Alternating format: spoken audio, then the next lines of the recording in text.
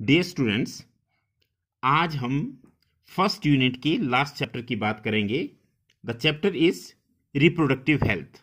बहुत ही general discussion होगी और बहुत ही सिंपल चैप्टर है, फिर भी हम इसको डिस्कस करने जा रहे हैं because it is most important topic.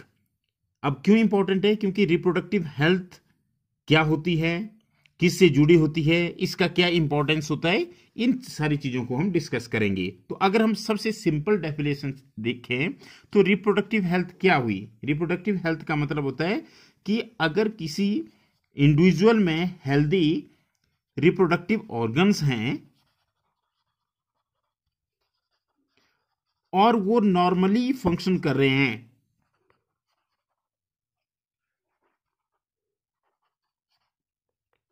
तो हम कह सकते हैं कि वो रिप्रोडक्टिवली हेल्दी है। क्लियर? तो सबसे सिंपल डेफिनेशन क्या हुई? That is healthy reproductive organs with normal function, this is called as reproductive health. ये तो बहुत ही सिंपल है। अगर हम इसको ब्रॉडर पर्सपेक्टिव में देखें तो ब्रॉडर में क्या होगा? In broader sense it includes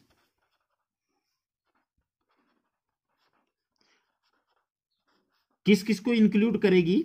social and emotional aspects. किसके? रिप्रोडक्शन के।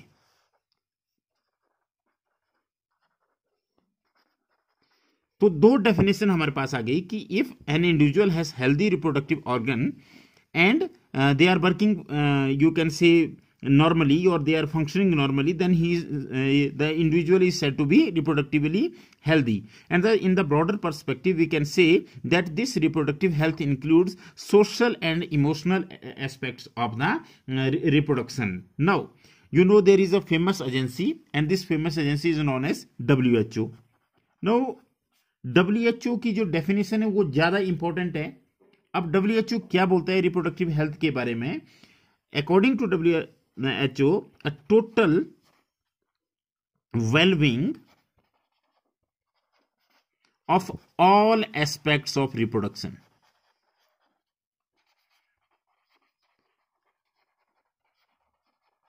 अब यहां पर जब हमने सिंपल की तो हमने केवल रिप्रोडक्टिव ऑर्गन्स की बात की या उनके नॉर्मल फंक्शन की बात की। जैसे हमने थोड़ा सा ब्रॉडर सेंस में चले गए तो हमने सोशल और इमोशनल एस्पेक्ट भी ले लिया। लेकिन अगर आप WHO को देखें तो WHO क्या कहता है कि इसमें फिजिकल एस्पेक्ट भी उतना ही इंपॉर्टेंट है, इमोशनल भी इंपॉर्टेंट है।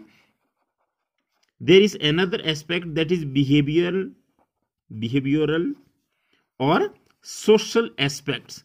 तो मतलब क्या है कि ये टोटलिटी में कंसीडर करती है, टोटल हेल्थ को कंसीडर करती है कि वो मतलब क्या है कि रिप्रोडक्शन के कौन से एस्पेक्ट को कंसीडर किया जाएगा रिप्रोडक्टिव हेल्थ में, उसका physical, emotional, behavioural and social aspect. तो ये हमारे पास तीन डेफिनेशंस आ गई कि what is reproductive health. In simply you can say that a normal individual, if he has healthy reproductive organs with normal function, then he is said to be reproductively healthy. And in the broader aspect it also includes social and emotional aspects of the reproduction, but according to WHO, a total well-being of all aspects of the reproduction is known as reproductive health.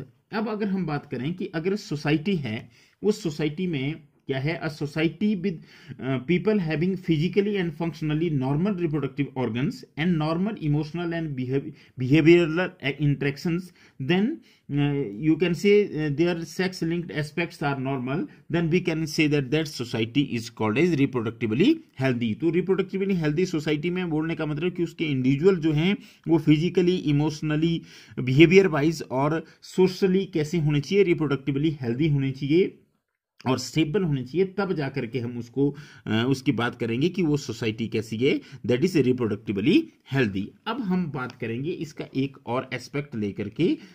Aspect है reproductive health problems and strategies. अब ये बहुत ही important है, problems and strategies of what? Reproductive health की। अब सबसे पहले हम बात करते हैं कि अगर हम इंडिया की बात करें, क्योंकि हम इंडिया से डील कर रहे हैं तो हम इंडियन हैं तो इंडिया की बात सबसे पहले करेंगे। तो इंडिया पहला कंट्री था, India was the first country to initiate action plans and programme at national levels. किसके लिए? To attain the total reproductive health. मतलब क्या हुआ कि टोटल रिप्रोडक्टिव हेल्थ को अटेन करने के लिए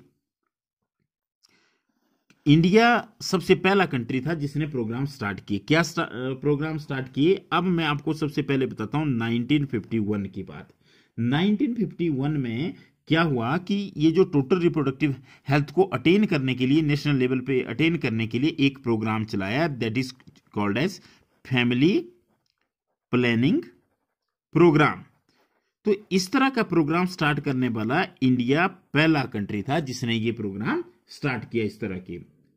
अब इन प्रोग्राम्स को पीरियोडिकली क्या किया जाने लगा, असेस किया जाने लगा ओवर पास्ट डेकेड। अगर हम पिछले कई दशकों से देखें तो इन प्रोग्राम्स को असेस किया जा रहा है कि इनकी सक्सेस रेट क्या है, इनकी क्या ये कितनी इंप्रूवमेंट करें। और इसके बाद अब एक नया प्रोग्राम आजकल अगर हम देखें रिसेंटली, वो कौन सा है? That is RCH। This is very important. जो RCH प्रोग्राम है तो वो क्या है, इसकी फुल फॉर्म क्या है? This is reproductive and child health care. RCH means reproductive and child health care programme. तो ये है RCH प्रोग्राम। इसका मतलब क्या है? इससे क्या करना है? लोगों में अवेयरनेस क्रिएट करना है। अब अवेयरनेस क्रिएट करना है किसके बारे में? अवेयरनेस क्रिएट करना। आपको पता है कि हम चैप्टर डील कर रहे हैं रिप्रोडक्टिव हेल्थ, तो नेचुरली कि हम जो हमारे पास अवेयरनेस प्रोग्राम होंगे वो भी इसी इश्यू को डील करेंगे। तो किसके लिए? Regarding various reproductive related aspects. अब रिप्रोडक्टिव रिलेटेड एस्पेक्ट्स कौन से हुए? ये क्या हुआ कि मतलब रिप्रोडक्टिवली हेल्दी है या नहीं है, या उनको क्या करना है हमने? To provide facilities. अब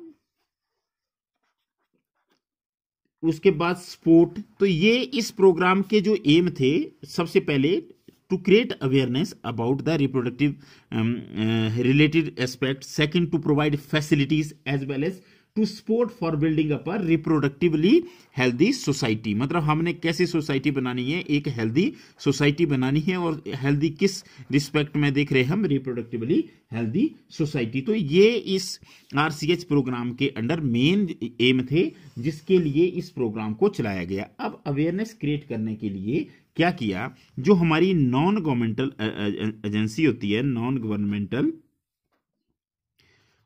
उन्होंने क्या किया? उन्होंने अवेयरनेस स्टार्ट की। कैसे स्टार्ट की?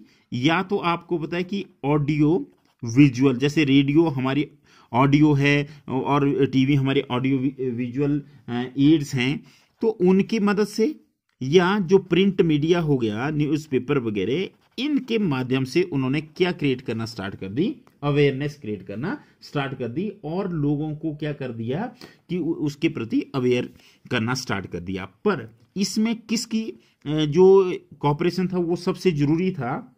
सबसे पहले अगर हम बात करें तो इसमें पेरेंट्स की कोऑपरेशन सबसे ज्यादा रिक्वायर्ड होती है।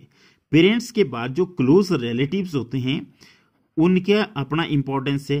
टीचर्स की अगर हम बात करें, और साथ में हम बात कर सकते हैं फ्रेंड्स की। तो इन प्रोग्राम को सक्सेसफुली चलाने के लिए जब भी हम रिप्रोडक्टिवली हेल्थ की बात करते हैं, रिप्रोडक्शन से रिलेटेड एस्पेक्ट्स की बात करते हैं, तो आप कह सकते हैं कि ये हमारे जो लोग हैं, चाहे वो पेरेंट्स हैं, चाहे क्लोज रिलेटिव्स हैं, चाहे टीचर्स हैं, फ्रेंड्स हैं, they also play important role.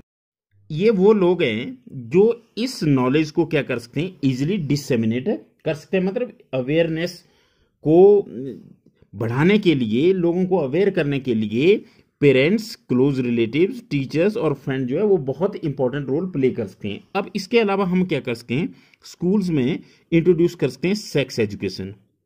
अब इसका क्या बेनिफिट होगा? क्यों सेक्स एजुकेशन स्कूल में इंट्रोड्यूस करनी चाहिए? तो इससे क्या होगा? एक तो आपको क्या होगा? Right information. मिलेगी। अब राइट इंफॉर्मेशन किस चीज के बारे में मिलेगी सेक्स एजुकेशन इंट्रोड्यूस करने से? तो सबसे पहले हमारे पास एक तो आ गई कि जैसे रिप्रोडक्टिव ऑर्गन्स के बारे में जानकारी मिलेगी। इसके अलावा जो एडोलिसेंट है उनसे रिलेटेड इश्यूज की बात होगी, उनको एड्रेस किया जाएगा, या उससे उसके दौरान जो चेंजेज होती है उसके बारे में। और इसके अलावा safe and hygienic sexual practices की बात होगी। और जो हमारी sexually transmitted diseases, this is new term, that is STD. No, what is STD? STD means sexually transmitted disease या डिजीजेस, इनके बारे में जानकारी मिलेगी। जैसे एड्स हो गए, तो इन चीजों के बारे में क्या होगी? जानकारी मिलेगी। तो इसलिए जरूरी है। अब जो प्रॉपर इंफॉर्मेशन है, इससे क्या होगा? It would help the adolescent age group to you can say lead a healthy reproductive life. अब एजुकेटिंग पीपल, कैसे एजुकेटिंग पीपल को, किन लोगों को एजुकेट किया जाए? तो हम पर्टिकुलरली किन लोगों को एजुकेट करना चाहिए? एक तो जो हमारे पास फर्टाइल कपल्स हैं उनको, या दूसरा जो है मैरिजेबल ग्रुप को क्या करना चाहिए? उनको एजुकेट करना चाहिए, उनको अवेयर करना चाहिए इन चीजों के बारे में। किस चीज के बारे में? अब अगर हम इनको एजुकेट करें तो सबसे पहली चीज, एक तो हमारे पास क्या होगा कि जो अवेलेबल बर्थ कंट्रोल ऑप्शंस कौन सी हमारे पास, उनके बारे में। दूसरा, care of pregnant mothers. Then postnatal care, मतलब बर्थ के बाद postnatal care of mother and child, दोनों की बात होगी। Then importance of breastfeeding और इक्वल अपॉर्चुनिटी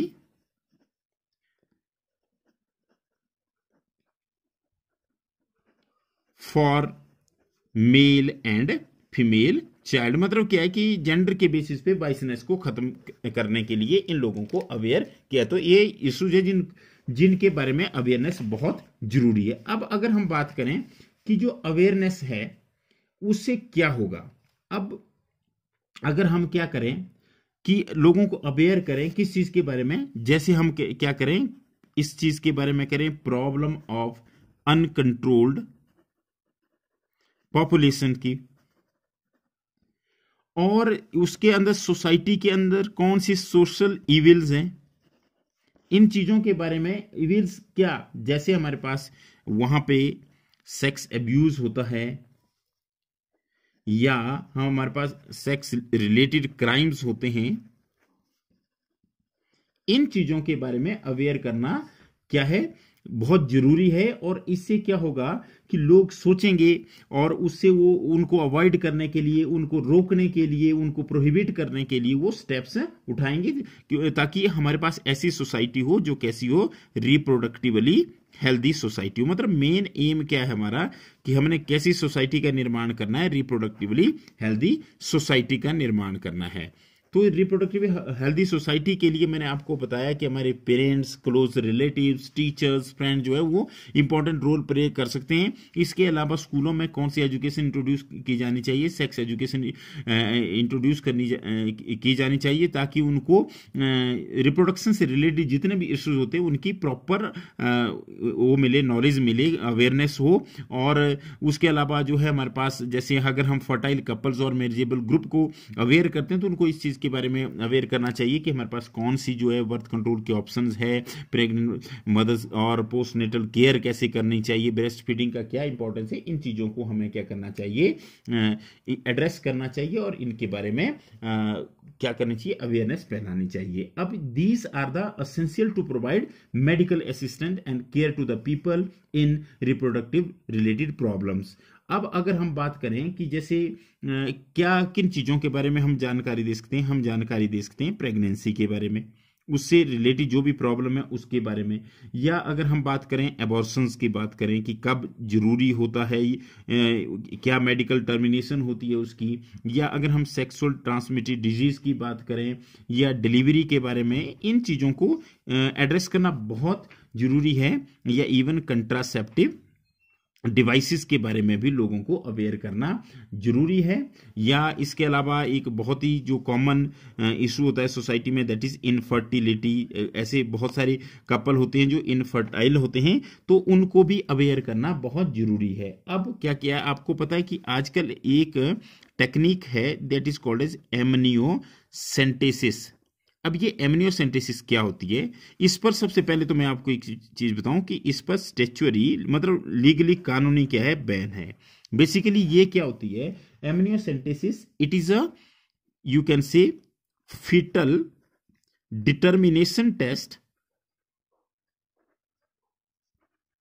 आप फीटल डिटर्मिनेशन टेस्ट कैसे करेंगे, based on chromosomal pattern in the amniotic fluid. जो एमनियोटिक फ्लूइड होता है उसमें जो क्रोमोसोम का पैटर्न होता है वो क्या होता है, और उस क्रोमोसोम के पैटर्न से क्या कर सकते हैं, उस जो फीटस है उसका जेंडर स्पेसिफाई किया जा सकता है। लेकिन ये जो टेक्निक होती है, ये जो हमारे पास टेक्निक है, टेस्ट है, इस पर गवर्नमेंट ने पूरी तरह से बैन लगाया है। क्यों बैन लगाया है, ताकि जो फीमेल इनफेंटिसाइड है उस पे क्या किया जाए, उसको रोका जा सके।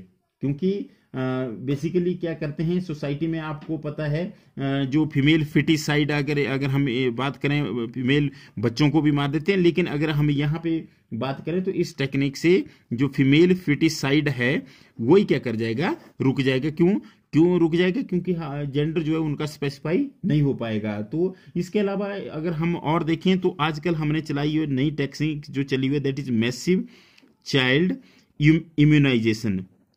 अब इससे क्या कि वैक्सीनेशन है, इम्यूनिटी प्रोवाइड करते हैं बच्चों को, बहुत सारे हमारे पास प्रोग्राम्स हैं। तो इससे क्या होगा, इससे हमारी जो रिप्रोडक्टिव हेल्थ है उसको मेंटेन करने के लिए, उसको अटेन करने में मदद मिलेगी। अब मैं अगर बात बताऊं कि जो research on various reproductive related areas उसको एनकरेज किया जाए, चाहे वो गवर्नमेंट हो चाहे नॉन गवर्नमेंटल एजेंसीज होती हैं। क्यों, ताकि हम क्या करें, जो हमारे पास एग्जिस्टिंग मेथड है उनको इंप्रूव कर सके। अब मैं एक दवाई के बारे में आपको बताना चाहूंगा, it is a contraceptive, it is known as Saheli. अब सहेली क्या है, एक कंट्रासेप्टिव है, और ये कंट्रासेप्टिव है फीमेल्स के लिए। ये कहां पे डेवलप की गई है, it has been developed in CDRI Lucknow, जिसको लखनऊ बोलते हैं। तो ये लखनऊ में हमारे पास एक कंट्रासेप्टिव डेवलप की है, ओरल कंट्रासेप्टिव है। ओरल का मतलब है इसको गोली के रूप में खाते हैं। और कहां पे की गई है, central drug research institute, CDRI means central drug research institute Lucknow.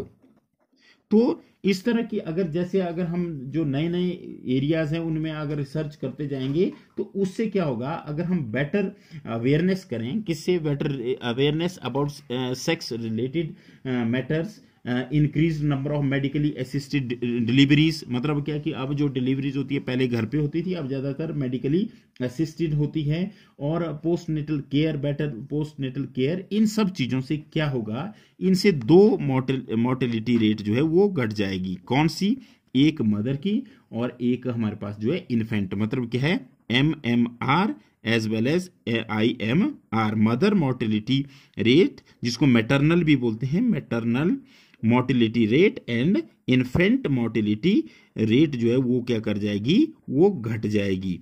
Mortality का मतलब होता है मृत्यु दर। तो एक तो माँ की मृत्यु दर घट जाएगी और एक बच्चों की मृत्यु दर घट जाएगी। दूसरा क्या होगा, increase number of couples with small families. Naturally छोटी फैमिलीज हमारी होगी, उससे better detection and cure of होगी। जैसे एक तो देखो, इसे STD की अगर हम बात करें तो अर्ली डिटेक्शन हो जाएगी, अगर हम इन चीज़ों की जानकारी देते हैं, अवेयर करते हैं, और उनकी क्योर भी हो जाएगी और डिटेक्शन भी हो जाएगी। दूसरा, हमारे पास कैसी फैमिलीज बन जाएगी, स्मॉल फैमिलीज होगी, जिससे पॉपुलेशन की प्रॉब्लम को सॉर्ट आउट किया जा सकता है। और अगर हम बात करें तो ओवरऑल जो इंक्रीज्ड मेडिकल फैसिलिटीज होगी वो हम प्रोवाइड कर सकते हैं ऑल सेक्स रिलेटेड प्रॉब्लम्स, और इस वजह से हमारे पास कैसी सोसाइटी बन जाएगी, रिप्रोडक्टिवली हेल्दी सोसाइटी बन जाएगी। तो लास्टली मैं ये कंक्लूड करना चाहूंगा कि आज हमने बात की रिप्रोडक्टिव हेल्थ की, और रिप्रोडक्टिव हेल्थ में सारे एस्पेक्ट्स आते हैं WHO के अनुसार। और आजकल क्या है, इंडिया ऐसा कंट्री है जिसने फैमिली प्लानिंग